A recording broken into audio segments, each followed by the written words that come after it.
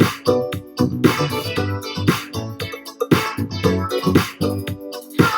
good evening. I hope you're in the holiday spirit. Welcome to Choosing Your Next Holiday, a National Sustainability Festival event by Flight Free Australia.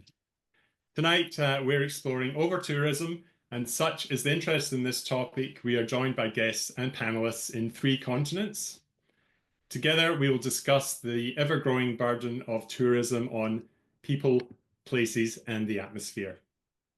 Tonight, I'm on Wurundjeri land in Naarm, part of the Kulin Nation, and we acknowledge that in 1835, when Europeans arrived, the impact on local people has been life-changing. Because of that, none of us can now visit this land or people as it was.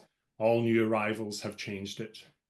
We acknowledge and welcome Indigenous people who may be joining us for this conversation here in Melbourne or around the world, and we pay respect to elders past, present, and emerging. Now, in 2024, the huge explosion in travel has meant travelers are changing faraway lands with our trips.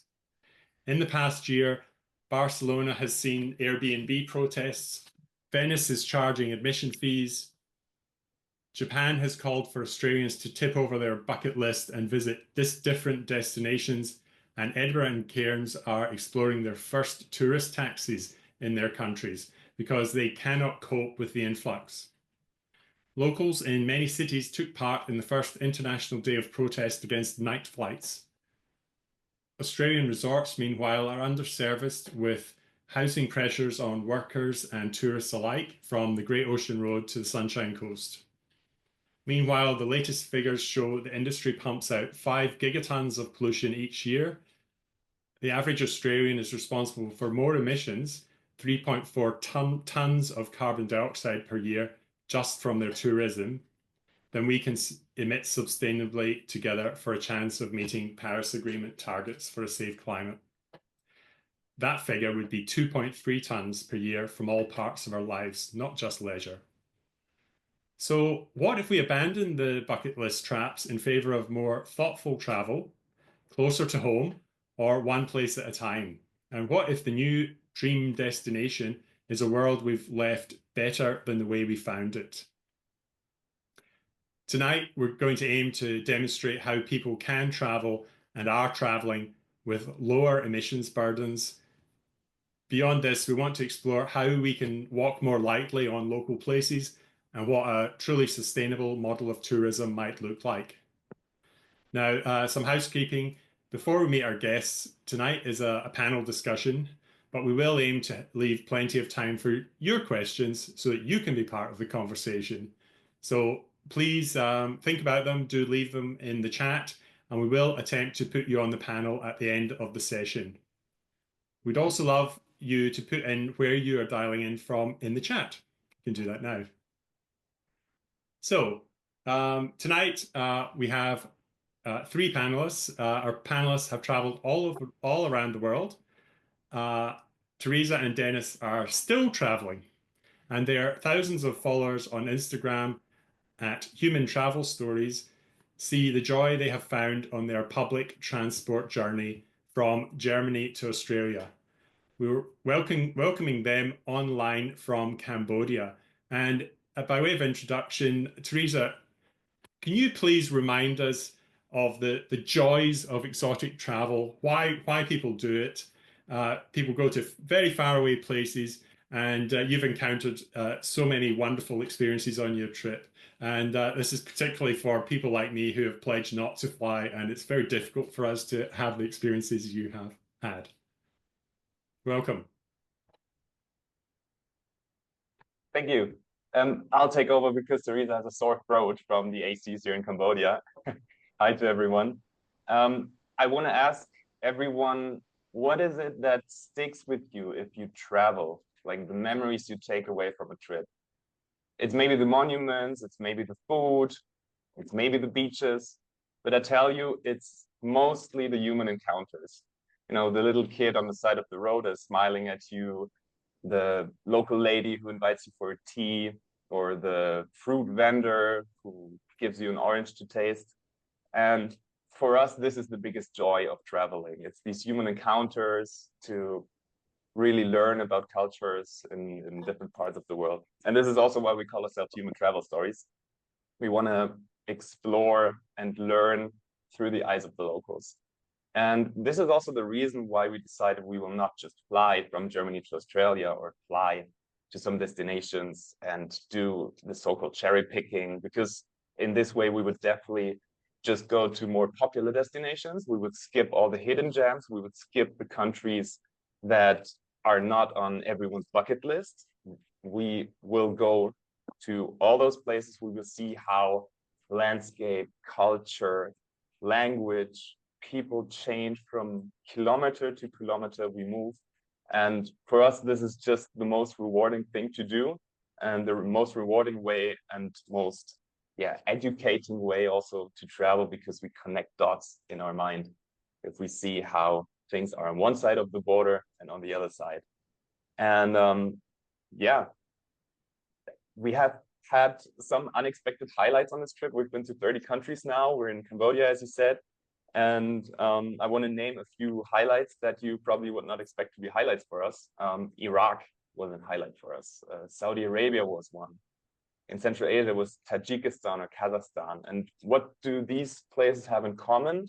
All those places are places where no mass tourism exists, where barely any tourism exists, where people are genuinely happy and welcoming, and they're just happy to see foreigners. They are happy to share about their life, about the traditions, about their cultures.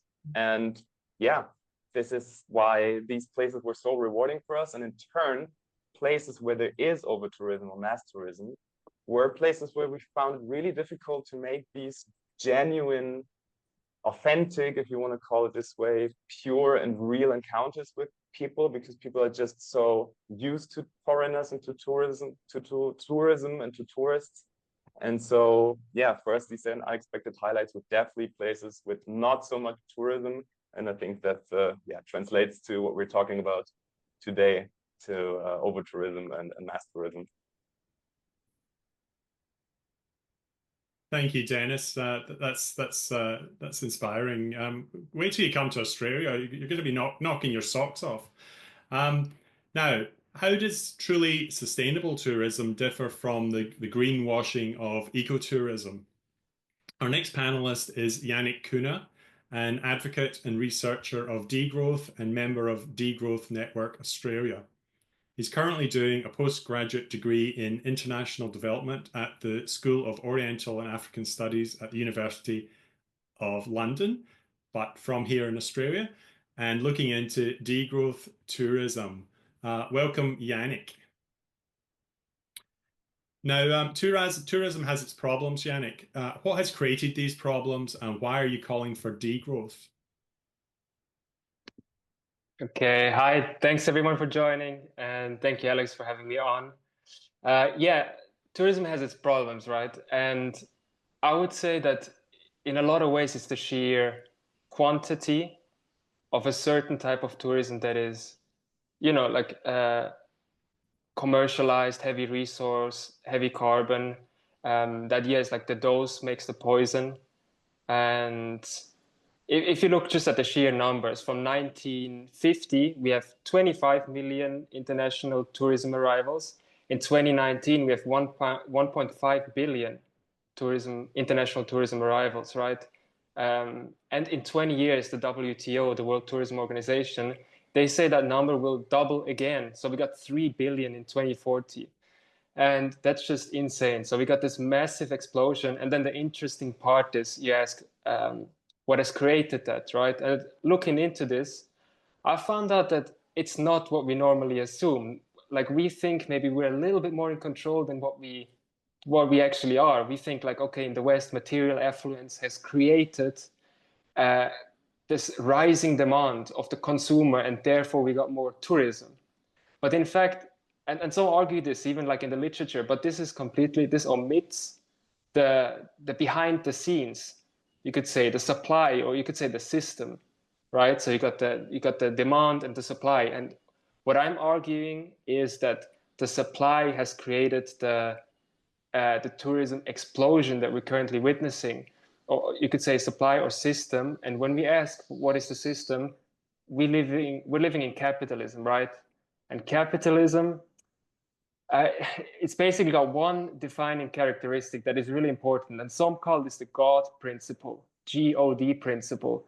And what this means is growth or die principle. So basically, in capitalism, the capitalist extracts profits from the system, and he has to reinvest it somewhere else to maintain his profits. This creates an ever-increasing expansion of capitalism, right? And well, enter degrowth, what I'm really passionate about. And basically, they are saying that, well, first of all, you cannot grow infinitely on a finite planet. It's ridiculous, especially because growth, economic growth, is so tightly coupled to natural resource usage. So you got more growth, you got more resources you need.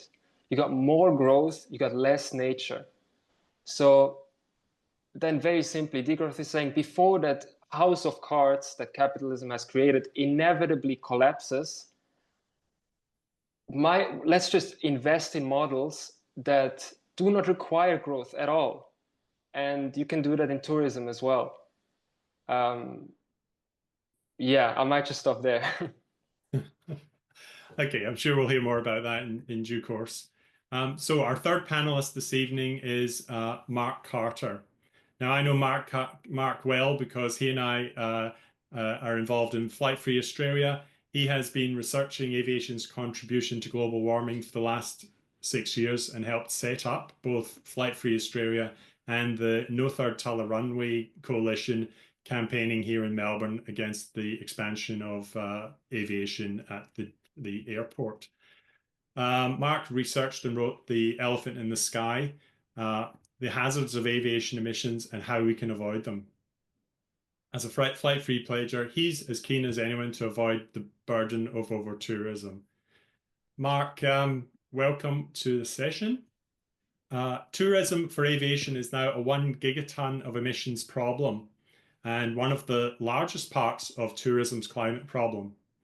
But at the same time, it is supporting jobs. So what's the compelling argument for that you and I come across that has made us choose to be flight free? Thanks, Alex. And thanks everyone for joining us tonight. Yeah, I think we've chosen to be flight free primarily because of its climate impact.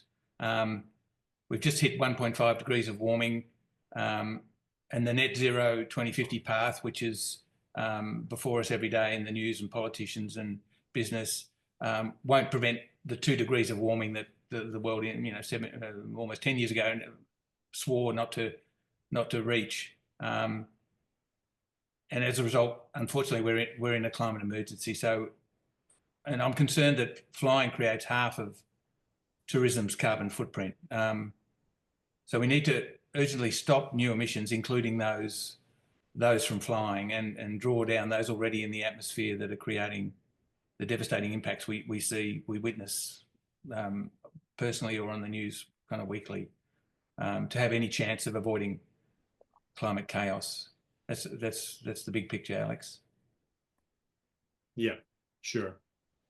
So this session was inspired by a study which came out recently, and it's on the surging global tourism emissions. And Yannick mentioned degrowth. Well, aviation is a case where emissions are growing. And this recent study published in December indicated that not only are they growing, that tourism has now hit 5 gigatons of emissions, and that global tourism emissions are driven by just 20 countries, with aviation being the largest segment, with 21% of those emissions, use of vehicles powered by petrol and diesel at 17%, and utilities such as electricity supply at 16%. So something has to be done, and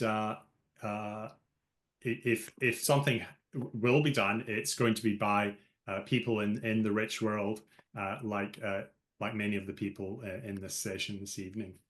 So those are the global problems, but individuals around the world are experiencing these problems much more directly in their home cities and locations. And I wonder if I could turn to Teresa and Dennis and ask you this. You've seen the contrasting ways people live around the world, and you've encountered over tourism in different places. Tell us about some of the contrasts when you've crossed borders. Give us some specific examples from your journey. I will try my best. I'm sorry, my voice is affected thanks to aircon, but I'm trying my best because this was really shocking for me. It was the first time for me, or it's now the first time for me in Southeast Asia. And before, we have been traveling 5 months in Central Asia. And in Central Asia, we have not experienced mass tourism. So we then came to Vietnam and experienced mass tourism. And I was really, really shocked. Before we travel to a country, we always ask our Instagram community for recommendations about the country we're traveling to. And this time, we got a lot of recommendations about Vietnam because turns out many people have been to Vietnam already. And there is the number one, or I think the number one tourist destination in Vietnam. It's called Ha Long Bay. It's a UNESCO World Heritage Site. Everyone recommends to go there. And well, we have asked our community and we received from everyone 100% the same answer. Everyone said to us, don't go to Ha Long Bay because it's too touristy and it's too polluted and it's about to be destroyed. So this was really shocking for me that the number one destination in a country is not recommended by other fellow travelers. And yeah, I think this is just very, very shocking to see. Yeah, we have other examples.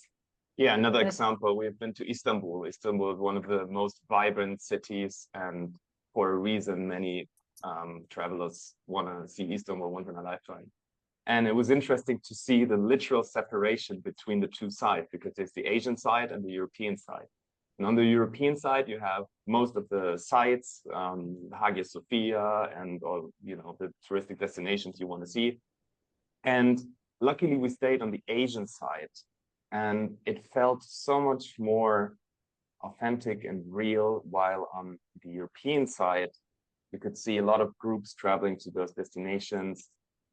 There were scams on the streets, street vendors, overpriced restaurants. I mean, this is our experience and our perspective as a traveler, but also I think seeing the scene, I can imagine that this affects the local people living there as well. It didn't feel like a real city where real people live and go about their days. It felt like a Disneyland, walking through the streets, every traveler knows, and then you have people who are just interested in getting you in their restaurant and selling you the souvenirs.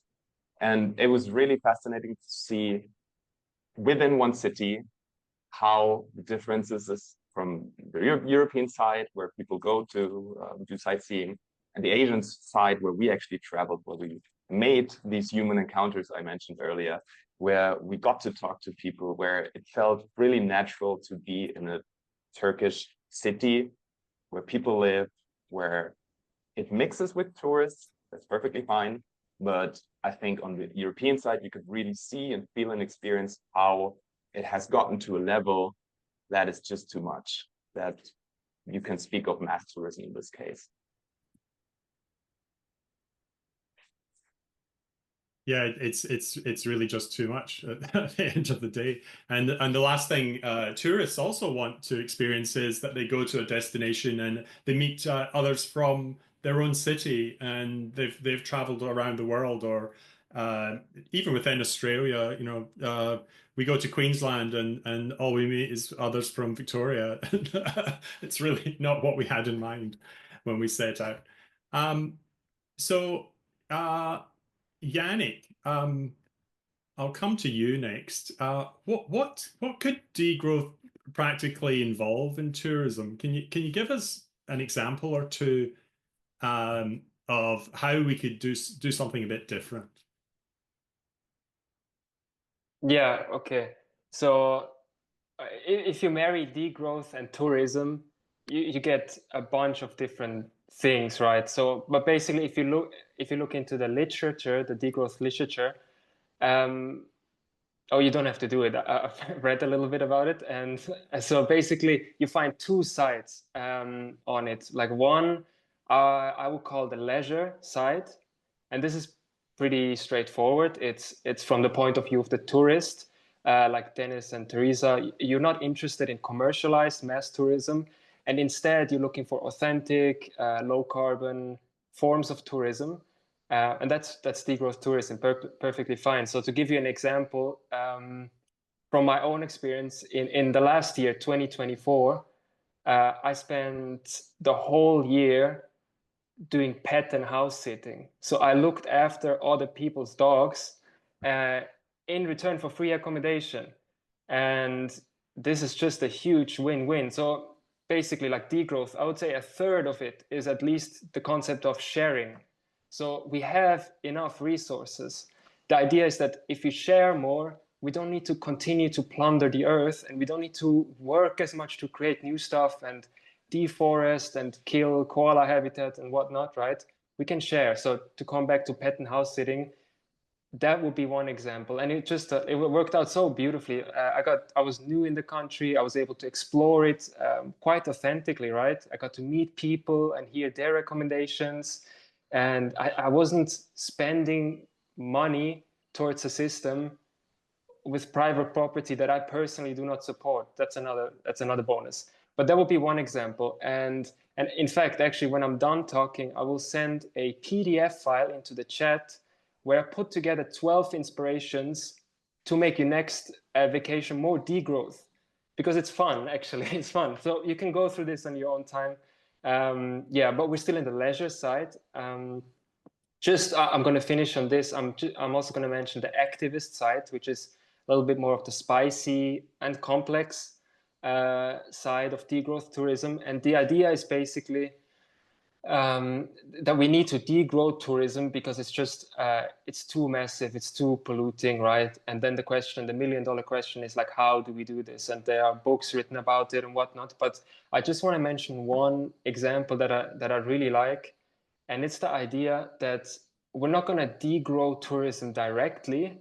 Instead, what we're going to do is we use tourism as a vehicle to challenge the common sense that is present right now and popular beliefs in the culture. So right now, what's very popular is consumerism, individualism, I would even say colonialism, all these competition, I could go on, but all these ideas can be destroyed with tourism, or at least challenged, right?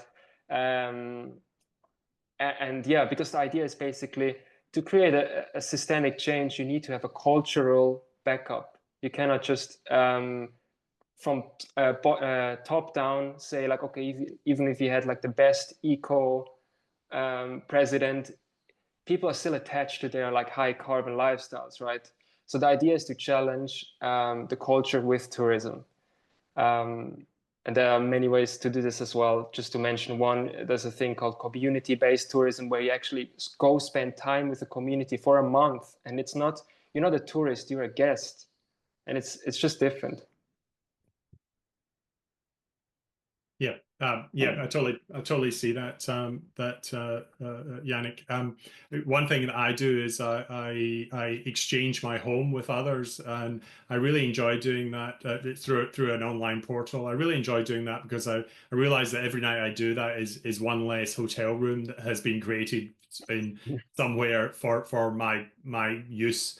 And it's right what you say about a psychological change, because you feel very attached to your home, and that you don't want others who you don't know there, but you have to let go of some of that, and I feel like it's a mental breakthrough in a way that you feel more relaxed with other people, and less attached to your own home when you host people and be hospitable, and they do the same at their end.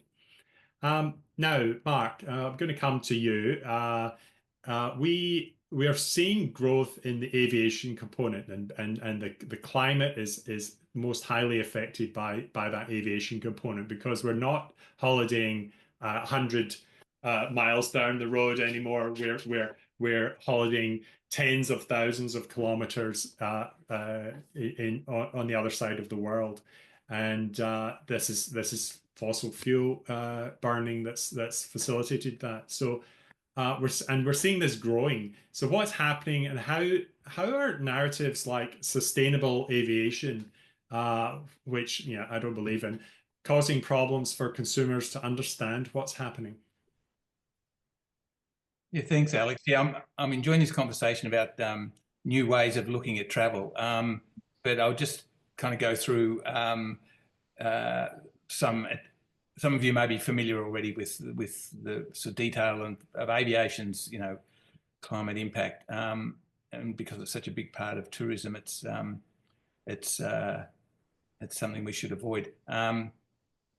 Aviation emissions in general are back to their pre-COVID 4% growth a year. More new airports and runways are in the pipeline. 3 or 4 months ago here in Melbourne, the third runway at our Melbourne airport was approved by the Federal Minister. Airlines are opening new routes. I read the other day that there's 50 new routes globally this month being opened up. The industry is planning for more than 4 billion new passenger journeys by 2043.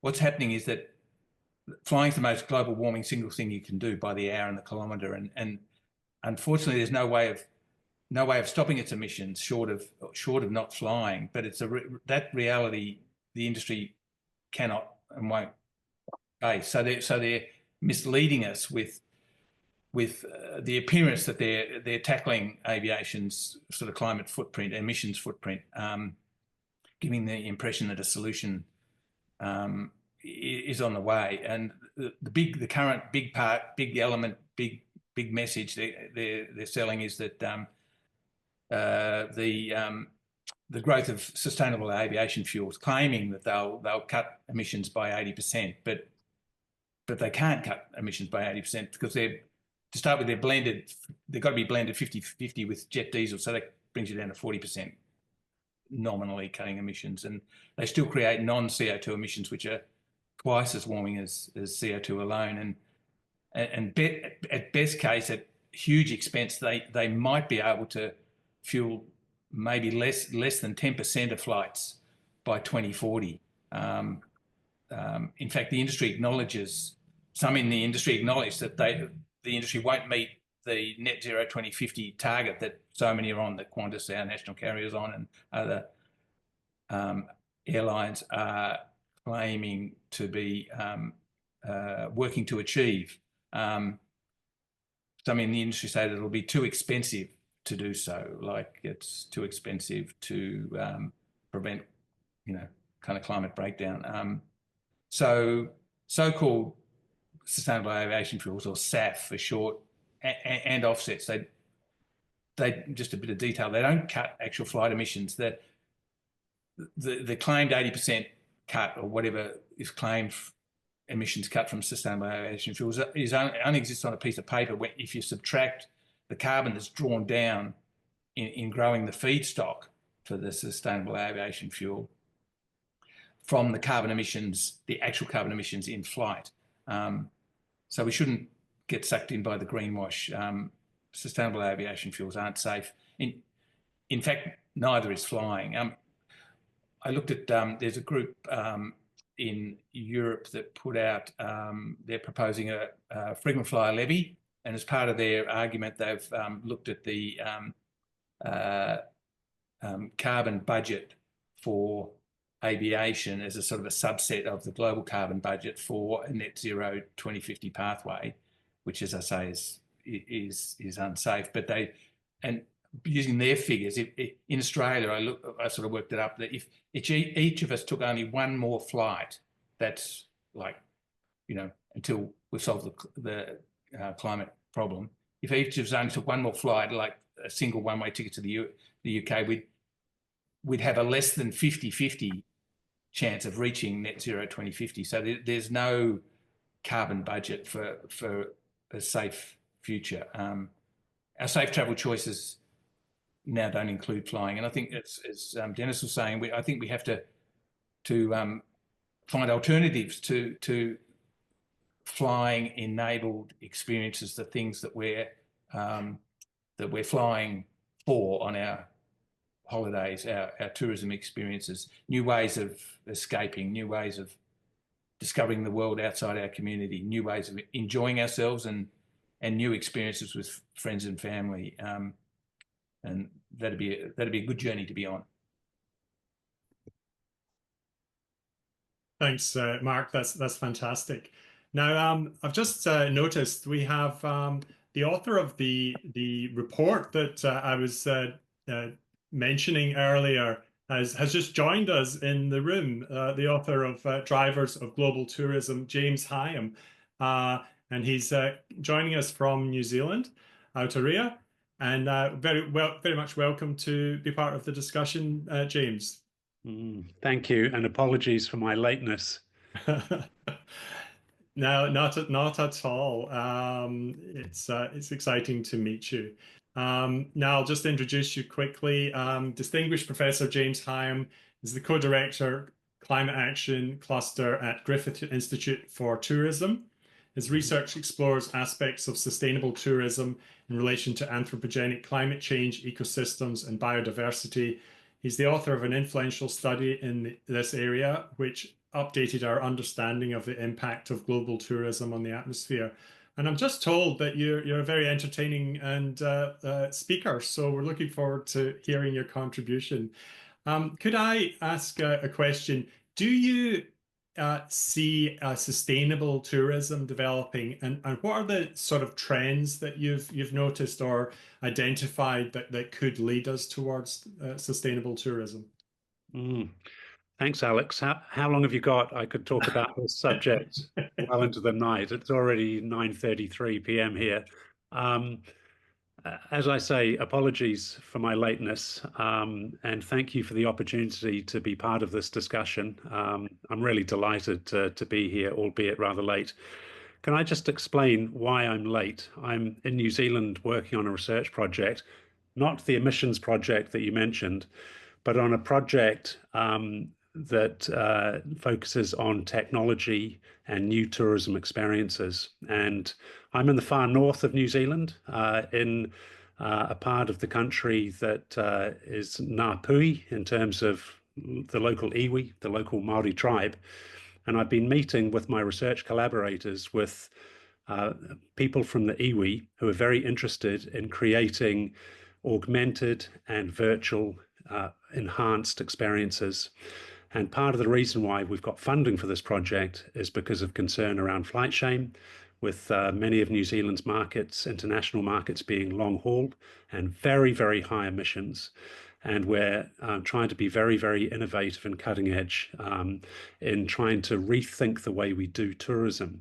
It's very ambitious because there are lots of barriers and there are lots of points of resistance. But a paper that I'm writing at the moment looks at how we can rethink tourism. Traditionally, there have been some kind of immutable realities of tourism, such as it involves leaving home and traveling physically to a destination for a limited period of time before traveling back to where you started. And that's tourism, but that's all tourism defined, but it doesn't have to be. And tonight, with our Indigenous stakeholders, we were demonstrating technologies that can immerse you in a cultural experience or in a natural experience as if you are actually there in person. And this creates extraordinary possibilities for redefining the way we do tourism. We're at the very start of this research program where we're co-creating ideas about how these technologies can be developed and applied. And over the next 3 years, we'll be moving forward with that mahi, with that work. But let me just for a minute talk about emissions. The paper that was published December, just before Christmas in Nature Communications was actually led by a colleague of mine at the University of Queensland, Ya Yen Sun, and it produced and published a very comprehensive tourism emissions analysis of 180 countries around the world. And it's impossible to summarize all of that data comprehensively, but I would just like to highlight that tourism is high emissions. You know, in New Zealand, in terms of tourism's contribution to the economy, which is very significant, that contribution unfortunately comes with very, very high emissions. And most of those emissions come from transportation. I've heard you talking already about aviation. Aviation is a major problem. Cruise ships are probably even worse because most people fly to get to their cruises and then cruise. And cruise is very, very high in emissions. And the use of fossil fuel private vehicles, which includes rental fleets. It's flying, being on a cruise ship, and traveling in a fossil fuel internal combustion engine private car or camper van or whatever it might be. Those are the main drivers of tourism emissions. There are, you know, the other major is the energy grid. Many tourism operators are doing all they can to decarbonize, but they're a little bit limited in terms of their energy sources. If they can't get access to renewables locally or through the national grid, that's a major barrier to decarbonizing tourism businesses. But the message for all of us really is to think about how we travel. And that involves thinking about modes of transport, how often we travel, how far we travel, and how fast we travel. And today, on the fieldwork trip around far north of New Zealand, I met people on bicycles who are cycle touring. I do a lot of cycle touring myself. It's incredibly good for local economies because people who cycle a lot need a lot of food and, you know, to power the engine, so to speak. They often get into regional economies. They need somewhere to stay at the end of each day, and they eat a lot of food because they're constantly hungry. So there are different ways that we can do tourism, and if we can avoid as much as possible flying, certainly long haul, taking regular long haul, medium haul international trips for short durations several times a year, that's what we might call the old tourism, and it's totally unsustainable. And it's a relatively recent phenomenon, right? You know, when I was a school kid, there were very few kids in my class who had ever been overseas. Now you hear of 3 or 4 year olds who have been around the world 5 times. You know, absolutely, and the issue I think today is that this is having an impact on local communities. So welcome, James. We'll come back to you. I'll open this question to any of the panelists because James mentioned cruises, and one of the big issues I've seen is places like Venice and Barcelona. A cruise ship with 5,000 people lands, and suddenly the streets are flocked with tourists, and you cannot find a local person. But of all the problems of over tourism that have been mentioned tonight, could anyone single out what they think are some of the key problems or bigger problems if we were to narrow that down? Maybe ask Teresa and Dennis first of all.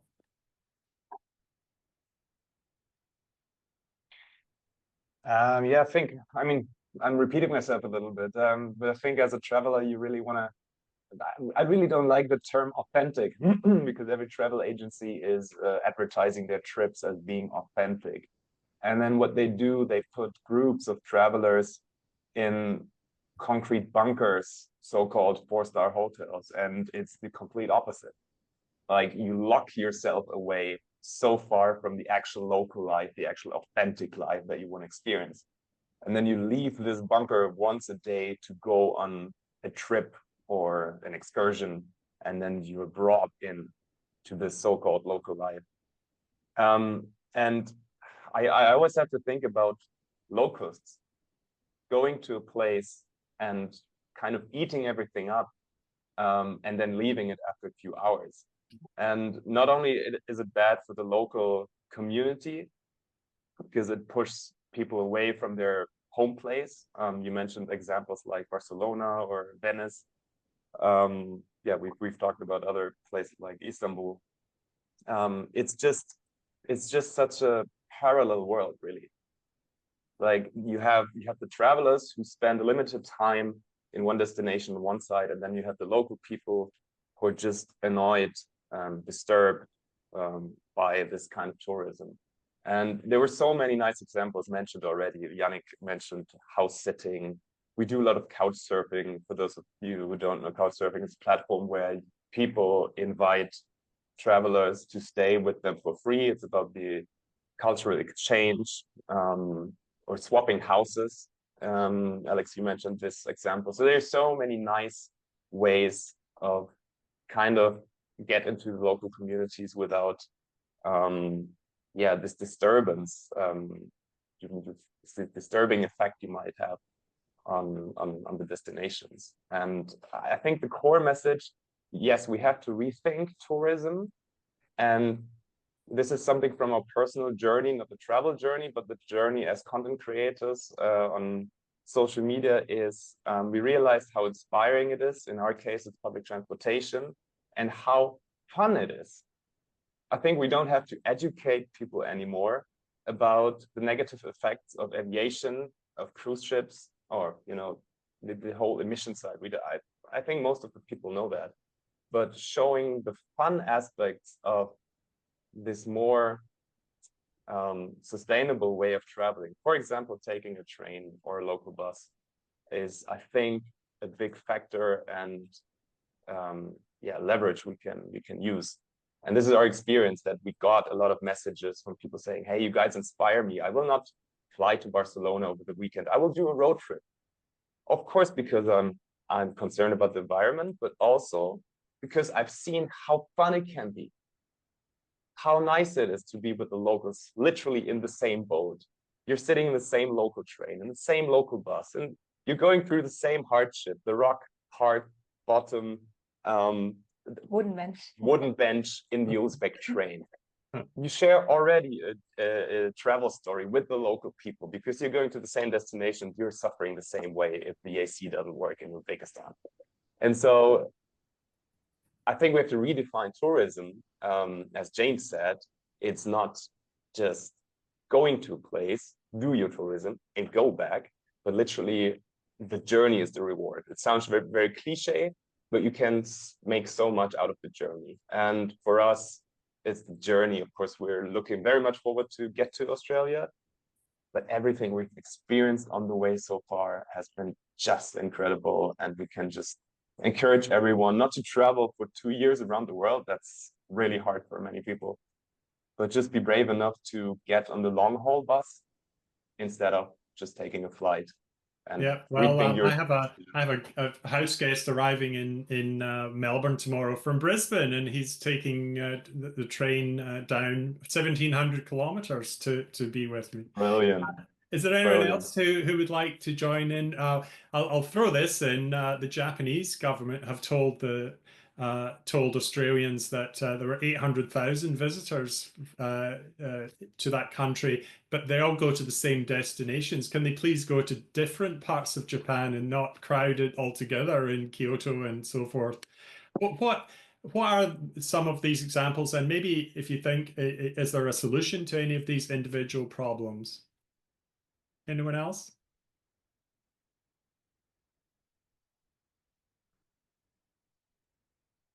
Can I speak, Alex? Please. Yeah, I just want to share one thought, and that is, again, based on experience in New Zealand. Tourism is a very diverse phenomenon in this country. There are lots of different forms of tourism, lots of discrete markets. They all have different profiles in terms of positive contributions and negative material impacts. And I like to think of different markets in terms of what they can contribute positively to our environment, society, and economy. Some are more positively weighted and others are more negatively weighted. And if we think about the best markets, we should be really targeting them and kind of earmarking them as more sustainable and more the future of tourism. And those that are more kind of net negative are the ones that we probably want to demarket or discourage in some way, shape, or form. There are powerful industry forces at play that perhaps try and mislead us about the costs and benefits of particular markets. We've already talked about cruise, and I've produced an in-depth report on cruise in New Zealand that's now with government officials for decision making on recommendations.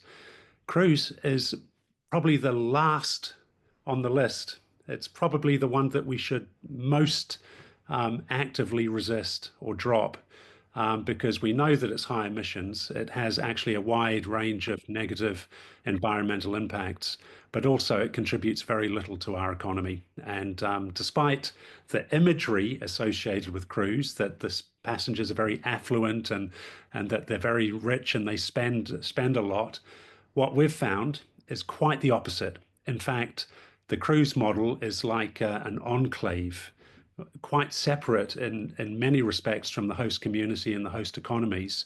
And the cruise model is geared very much to maximize opportunities for onboard spending and to minimize opportunities for unstructured time and discretionary spending at the destinations that those visitors tend to, well, as we know, they're at the forefront of over-tourism because they're at the destination for a relatively short period of time and they choke the streets and so forth. And you wouldn't believe it, but in New Zealand, our most lucrative market is international students, believe it or not. And students are often thought to be, not big spenders, but because they might stay for a semester or for a year, or if they're PhD students for 3 years or 4 years, they actually spend far, far more in the New Zealand economy than cruise passengers. And they tend to be tourists while they're here. They explore, they travel around, they get out onto the walks and cycle actively and do all sorts of things. Relatively young and active people. And so I think, to cut my answer short in the interest of time, we need to think about the costs and benefits of discrete markets and really promote the ones that are highly beneficial and be far more critical about those that bring very little benefit and actually significant costs. Okay, yes, and the industry does think forward in that way, but then local people also have their voice, and people in the key Mediterranean tourist market took it into their own hands to defend their homes and their streets in Barcelona. And it's been a very controversial response. They've taken water pistols and fired them at tourists in cafes on the street. Now, how can we react to the pushback? How do you react to the pushback by destinations which are facing such tremendous housing problems, and they're having local workers are having to transport themselves from outer suburbs to the center of the city where they used to live? Would anyone like to comment on that? Maybe Yannick? Yeah, I mean, I don't have the answer. I have an answer that came to mind. And, like the water pistol phenomena that is like in newspapers and whatnot, sort of fighting fire with fire. Yeah, water pistol. Yeah, but but the idea is like a better, like if you look at the role of tourists, it's not that they're guilty, but it's also not that they're innocent. It's more that their ignorance fuels the exploitation. So, and what is the opposite of ignorance is being educated. So I could imagine, you mentioned Barcelona, that let's say a grandma who's lived in her apartment for 40 years got squeezed out because of short-term rentals like Airbnb, and she has to leave, and it breaks her heart, and the son or grandson is so upset. He's not going for the water pistol. He's creating like little flyers telling the story. and just getting that out there and educating people. I don't think tourists want to harm, and they're okay to like go somewhere else. It's just that they, for the most part, don't know. And yeah, and I know that there is some sort of power dynamic at play as well, right? And like minorities, generally speaking, are not being heard. But the task will be to sort of de-silence these voices, and the more we can do that, I mean, yeah, the more sustainable tourism will be as well. Okay, thank you, Yannick. Now, just a reminder to people in the audience, if you do have a question for the panel, I'll start taking your questions. So just put them in the chat, and if possible, if you'd like to speak on camera, you're welcome to. The session is being recorded, by the way. Now, another issue I want to tackle is, rather than getting your water pistol out, how are you going to respond to tourists in a more positive way? But rather than putting the emphasis on the individual, what are the more promising systemic change opportunities that government can seize on? Are taxes or regulations the best or a good way? Would anyone like to comment on that?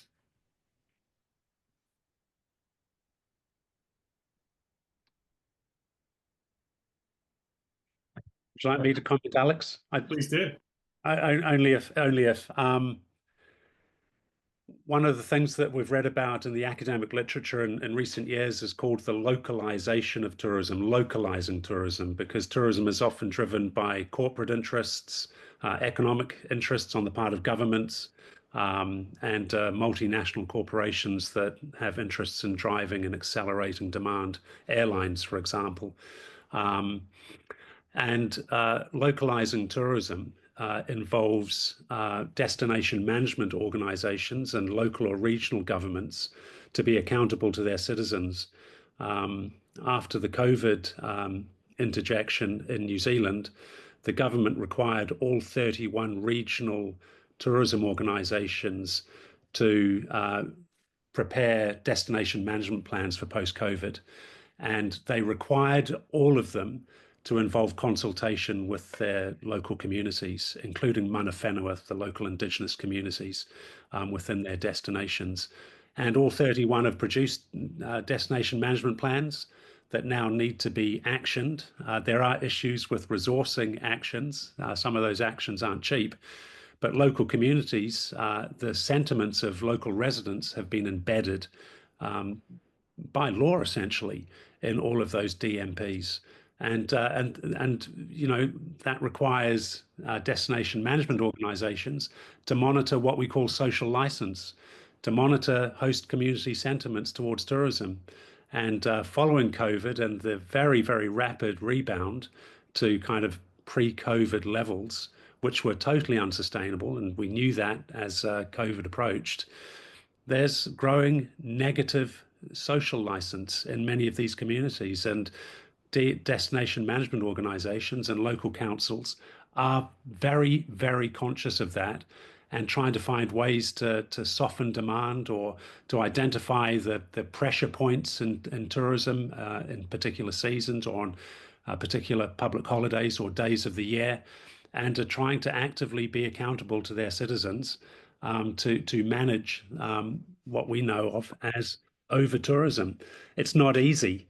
I mean, it's probably easier for a destination like New Zealand, where we can consciously think about how much tourism we want, because our marketing efforts can be revised if we have major problems with tourism. But generally, managing demand for a discretionary activity is very, very difficult. But councils need to be conscious, in this country at least, about social license. Thank you, Alex. James, 100% agree. Now, with tourism being a 5 gigaton problem, that amounts to about 13% of global emissions. What level of response would the panelists expect, given that we're not seeing the transformation and response to climate change that is expected to lead to a safe climate? And what level of response would be required to give you more hope that humanity can turn climate change around? Maybe I'll begin with Mark.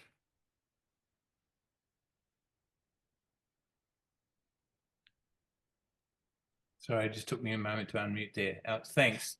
Well, yeah, from where I sit and my understanding of where we are with global warming, really, we need a sort of an abnormal world response. The normal world doesn't have our normal mechanisms.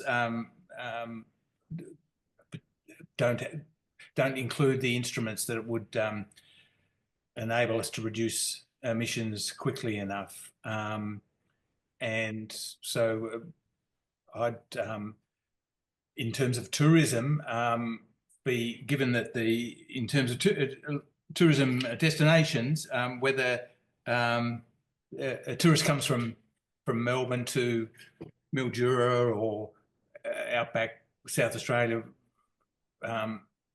they're getting the same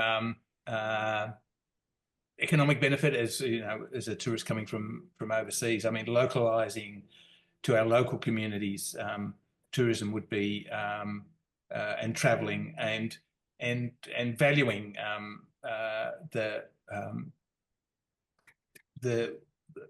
heap of things that we don't know about our local communities, even our local state and our local other parts of our country. That's a bit of a waffling answer, but that's certainly my experience with. Sorry.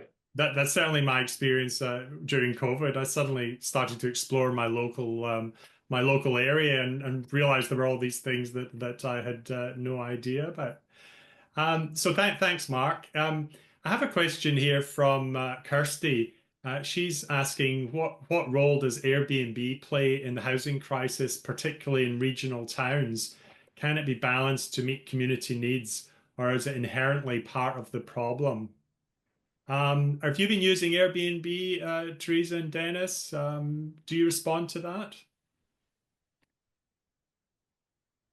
I'm currently looking at renting my house and I'm being suggested to use Airbnb, and I really don't want to do that because I want a long-term solution for renters rather than a short-term solution for visitors. Thanks. Yes, we have used Airbnb a couple of times on this trip. But I think in general, we try to, obviously we go to some more touristic places because it's on the way, we're overlanding. So some places you can't avoid, and also you don't want to avoid, like I mentioned, Istanbul. But still, if we use Airbnb, we try to stay, well, in general, when we look for accommodation, we try to stay outside of the touristic centers in some way. So I think that's my uneducated opinion. I think Airbnb is a good way for locals to make an extra income, but it should be regulated in some way. And we clearly see some really bad examples where it's just pushing gentrification and there's literally no locals anymore in certain areas. I remember using Airbnb in a smaller city in Turkey, and there was a young couple, both students, and they were saving for, I think, for a trip after their studies, and they rented out one room, and we actually shared a flat with them. We rented this room for little money, and it was a very nice experience because we got to spend time with them and learn about students' lives in the city. And also we knew we support them by doing that. So this is a nice example of Airbnb. Airbnb definitely can have positive impacts, but I think, and that is what I don't know, but I think it needs to come from governments. Certain regulations need to apply, because if it tips over that point that people have no other choice than renting out their home and leaving the more popular areas just to make more money, or are forced to do it because big investors just buy all the properties to make Airbnbs as a business model, we definitely can support this kind of this kind of system that is behind Airbnb. Yeah, absolutely.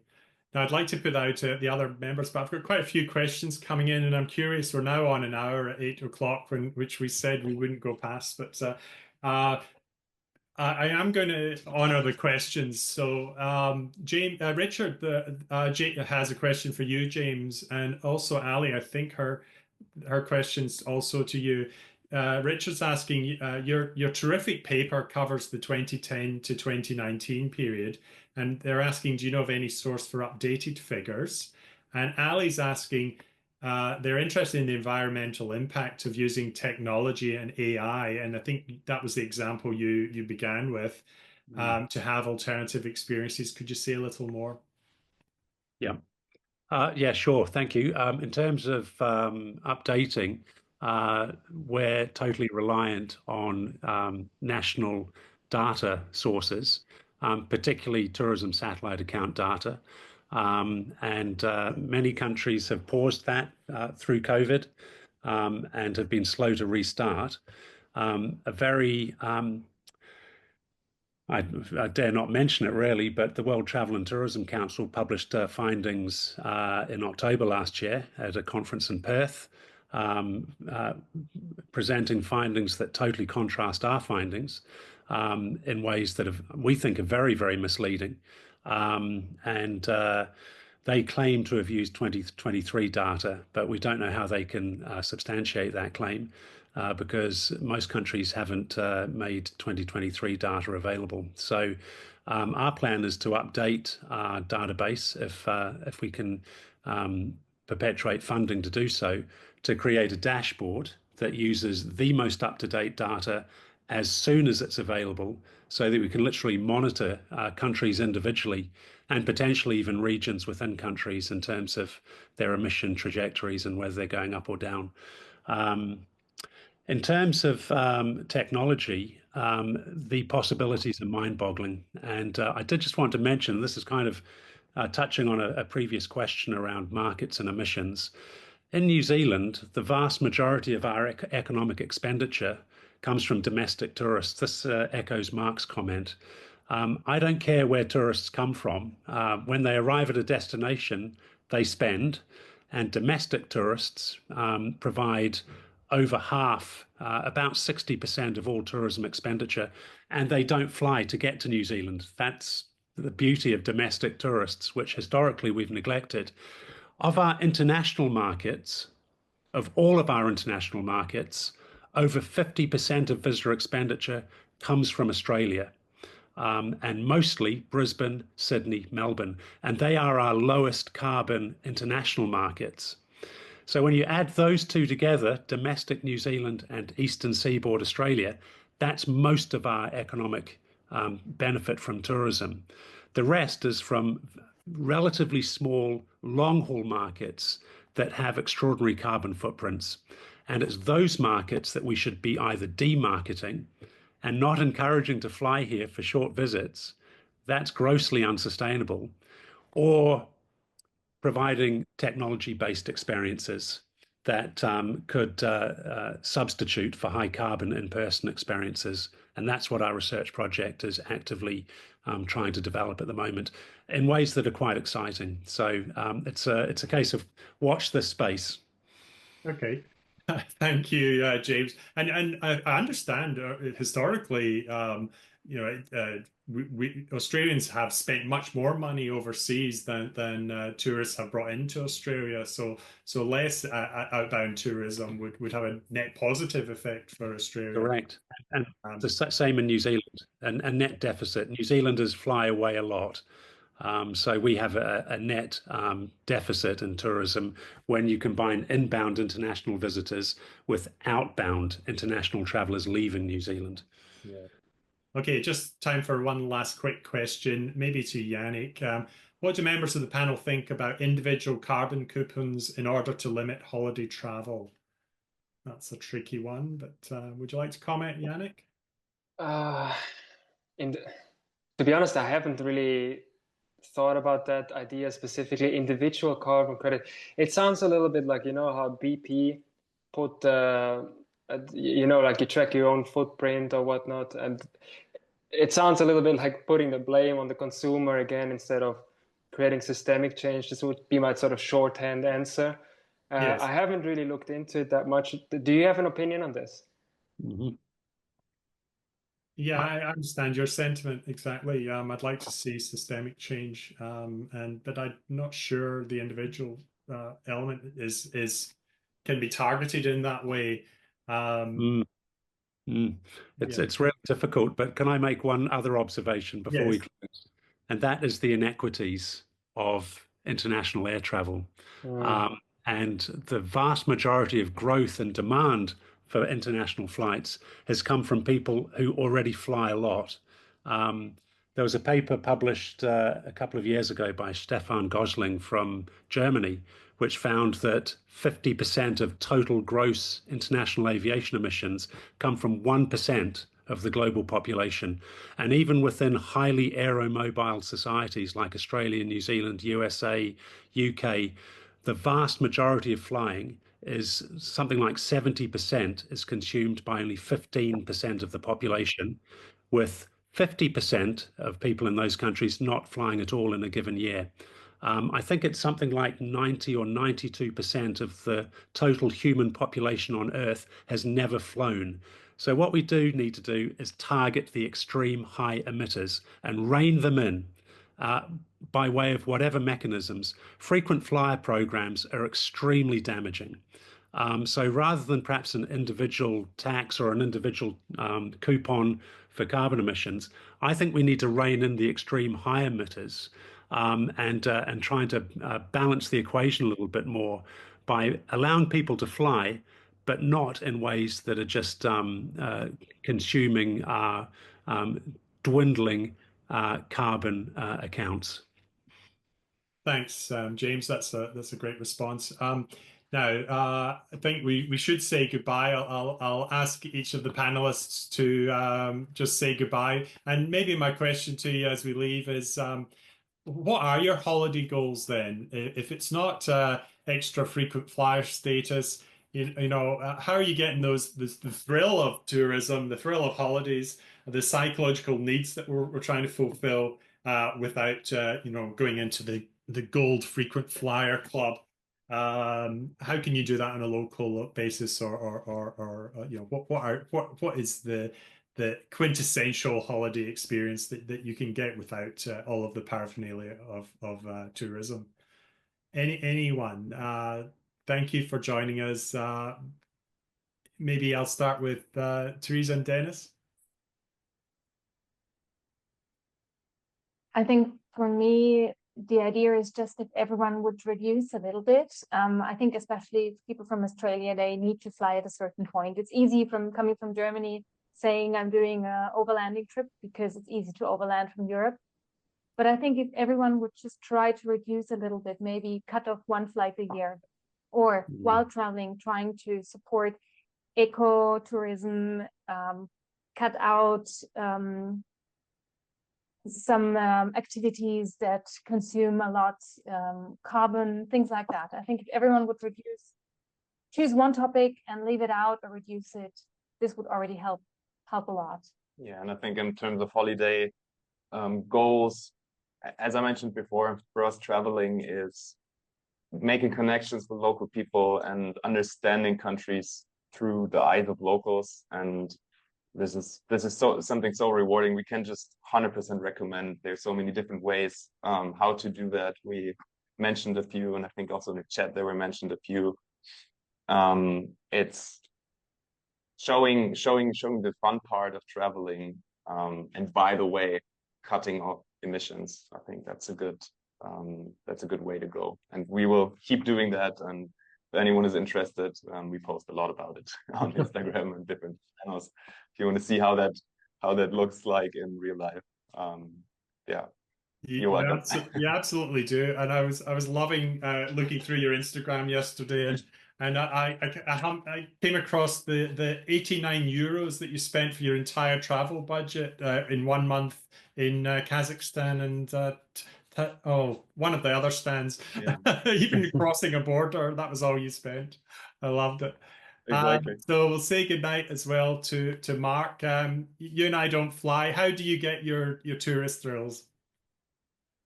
Thanks, Alex.